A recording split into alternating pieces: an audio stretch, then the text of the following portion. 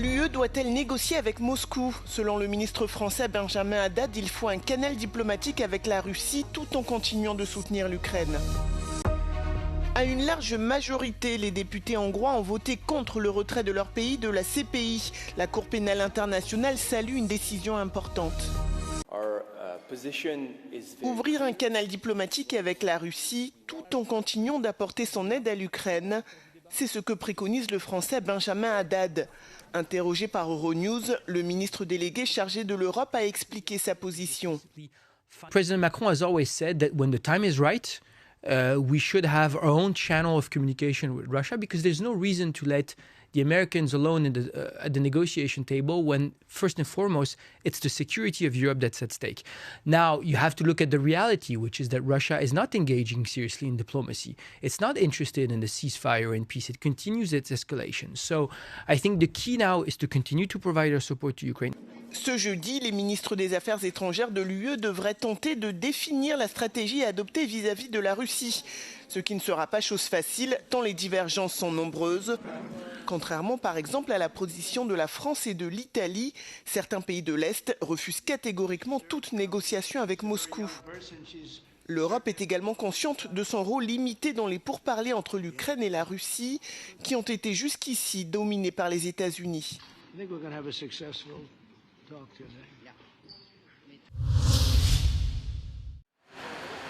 Le Premier ministre norvégien Jonas Gahr Støre était à Paris ce mercredi pour rencontrer Emmanuel Macron et sceller une nouvelle entente bilatérale de défense. À cette occasion, les ministres de la Défense français et norvégiens ont officialisé l'accord de Narvik, destiné à renforcer la coopération militaire entre les deux pays, avec notamment une clause d'assistance mutuelle. Le texte prévoit également la possibilité d'accueillir temporairement les forces aériennes stratégiques françaises dans les pays partenaires. La Norvège, partenaire géographique et stratégique clé avec lequel nous avions déjà des coopérations importantes pour assurer la protection du territoire allié face aux menaces extérieures, représentera une forte valeur ajoutée pour cette dissuasion avancée. De son côté, le Premier ministre norvégien a salué l'initiative du président français. For many years, French nuclear weapons were exclusively linked to France's own security. France is now opening up dialogue with close allies on how their nuclear weapons also can contribute to European security, broad sense, and deterrence against military threats. Dans un discours prononcé début mars sur la base stratégique de l'île Longue près de Brest, Emmanuel Macron avait présenté une version actualisée de la doctrine nucléaire française. Le chef de l'État y avait évoqué une dissuasion avancée associant plusieurs pays européens volontaires tout en précisant que la décision ultime resterait exclusivement française. 8 pays avaient immédiatement rejoint cette initiative: l'Allemagne, la Pologne, le Royaume-Uni, les Pays-Bas, la Belgique, la Grèce, la Suède et le Danemark. Le Premier ministre polonais Donald Tusk et son homologue britannique Keir Starmer ont signé mercredi à Londres un nouveau traité majeur en matière de défense et de sécurité. Cet accord vise à renforcer les frontières britanniques, à lutter contre le crime organisé, à renforcer la défense collective et à approfondir davantage la coopération avec l'Union européenne. We have deployed troops, NATO troops obviously. We will now train further together. We will share capacity together, develop complex weaponry together, and invest in each other in terms of how we go forward. So this is really important in terms of a signal to the world of the strength of the relationship between our two countries. Donald Tusk a, lui, insisté sur les valeurs que la Pologne partage avec le Royaume-Uni et qu'il veut défendre. A dla nas one pozostają ważne, ale też dla naszych narodów. Rządy prawa, demokracja, prawa człowieka, to poczucie solidarności z ludźmi, chęć działania na rzecz ich bezpieczeństwa i dobrobytu. To wszystko jest fundamentem tego traktatu. Cet accord fait suite à de nouveaux traités signés par le Royaume-Uni avec l'Allemagne et la France et s'inscrit dans une stratégie de Starmer visant à renouer des liens avec l'UE. Le chef du gouvernement britannique est sous pression après les résultats catastrophiques enregistrés par son parti travailliste aux élections locales en début de mois. Alors qu'une bataille pour la tête du parti se prépare, des voix travaillistes comme celle de Wes Streeting, l'ancien ministre de la Santé, appellent à une relation spéciale avec l'UE. C'est une victoire pour le nouveau Premier ministre hongrois Peter Magyar. Mercredi, le Parlement a rejeté le texte qui proposait une sortie de Budapest de la CPI. Sur les 199 députés, 133 ont voté contre ce projet de loi, 37 ont voté pour et 5 se sont abstenus. Le texte avait été annoncé par Viktor Orban en avril 2025 au moment de recevoir son allié Benyamin Netanyahou qui quelques mois plus tôt avait été visé par un mandat d'arrêt de la Cour pénale internationale. Le Premier ministre israélien est soupçonné de crimes de guerre et de crimes contre l'humanité dans la bande de Gaza. Des accusations rejetées par Viktor Orban qui y voyait une instrumentalisation de la justice internationale. Sa défaite aux élections met ainsi un terme à son projet de sortie de la CPI. Depuis sa création il y a plus de 20 ans, quelques pays comme le Mali ou les Philippines se sont retirés de la Cour pénale internationale. Une trentaine de nations comme le Qatar, la Chine, Israël, la Turquie ou encore les États-Unis ne font pas partie de la CPI et ne reconnaissent donc pas ses compétences. Les agents de la police judiciaire se sont rendus dans les locaux du Parti socialiste espagnol. Cette visite a été réalisée dans le cadre de l'enquête pour trafic d'influence qui touche Leire Diez, ex-militante du parti. Les agents se sont rendus au siège du parti gouvernemental pour enquêter sur des paiements présumés faits à Diez. Peu d'informations sont à l'heure disponibles, mais ils seraient liés au fonds souverain CEPI, la société publique de participation industrielle de l'État espagnol, et à son ancien président Vicente Fernandez.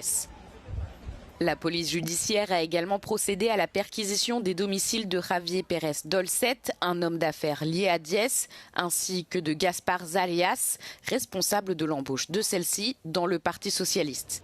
Gaspar Zarias a lui-même été mis en examen, ainsi que la responsable administrative du parti. Celle-ci était déjà dans le viseur de la justice suite à une autre des nombreuses affaires de corruption touchant le parti et le gouvernement de Pedro Sánchez. Le président espagnol, en visite diplomatique au Vatican, a assuré que son parti apporterait son entière collaboration à la justice. Il a souligné que la visite de la police judiciaire était programmée. En este caso, aparentemente estamos hablando de un requerimiento, no estamos hablando de un registro.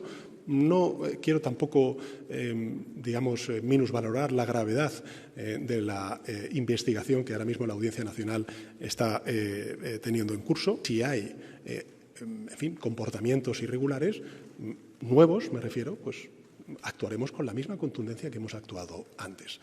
No es la primera vez que la UCO entra en Ferraz, ya lo hizo el pasado 20 de junio de 2025, también por un requerimiento de información y no por un registro formal, en el marco de la detención de Santos Cerdán, el exsecretario de organización del PSOE. Se trata de otra de las tramas que rodean a los socialistas junto a la Operación Tíbet, que afecta de lleno al expresidente del gobierno, José Luis Rodríguez Zapatero, por un caso de presunta tráfico de influencias y malversación de fondos. Javier Iñiguez, para Euronews, desde Madrid. La chaleur étouffe désormais aussi le Vatican, au cœur de Rome, où les températures et l'humidité atteignent des niveaux particulièrement élevés. Sur la place Saint-Pierre, la canicule a même provoqué un malaise pendant l'audience générale du pape. Un homme s'est effondré alors qu'il attendait pour saluer le souverain pontife, qui est rapidement intervenu pour lui porter assistance. Rome n'est pas encore placée en alerte rouge, mais les autorités sanitaires italiennes pourraient déclencher ce niveau maximal dans les prochaines heures. In the daytime, we went up to the Colosseum and it was very, very hot. So, if you dress for the weather, have your parasol, have your sunglasses, have factor 50. As long as you stick to the shadows, it's doable. But I don't want to go into the basilisk now. It's way too hot to go into the waiting row. Yeah, I can't tolerate this weather. But I'm only a visitor. I wish good luck to everyone living here. Les autorités ont averti que la situation météorologique nécessite une attention particulière, surtout pour les personnes les plus vulnérables. Il est conseillé de limiter les déplacements et bien sûr de s'hydrater fréquemment.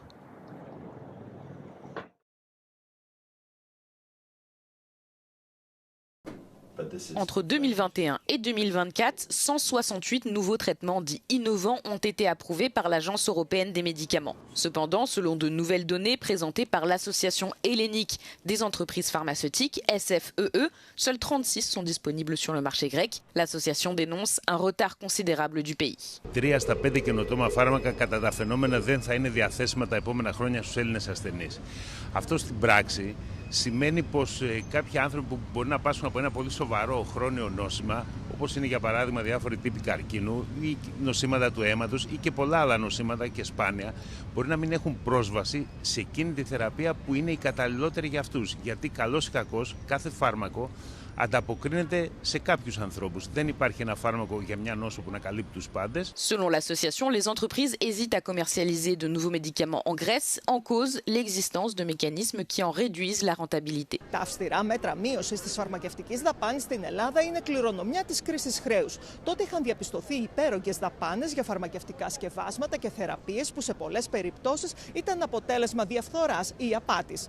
Σήμερα, ο Σύνδεσμος Φαρμακευτικών Επιχειρήσεων Ελλάδας προειδοποιεί ότι τα ίδια αυτά μέτρα αποτρέπουν δεκάδες καινοτόμα φάρμακα από το να φτάσουν στους Έλληνες ασθενείς. Το τι ζητάμε την πολιτεία για τα επόμενα 3 χρόνια, ένα ξεκάθαρο περιβάλλον, διαφανές περιβάλλον, όσον αφορά τη φαρμακευτική δαπάνη, το οποίο θα στέκεται σε 2 πυλώνες. Ο ένας πυλώνας θα είναι επαναπροσδιορισμός της δημόσιας φαρμακευτικής δαπάνης που να καλύπτει τις ανάγκες των πολιτών, και το δεύτερο, μέτρα, ψηφιακά εργαλεία, ελέγχους πίσω από την δαπάνη, να την κάνουμε ακόμα πιο αποδοτική. Les délais d'attente avant qu'un médicament ne soit disponible en pharmacie sont en hausse dans toute l'Union. Seuls 28% de nouveaux médicaments sont pleinement accessibles aux patients européens via les systèmes nationaux de remboursement.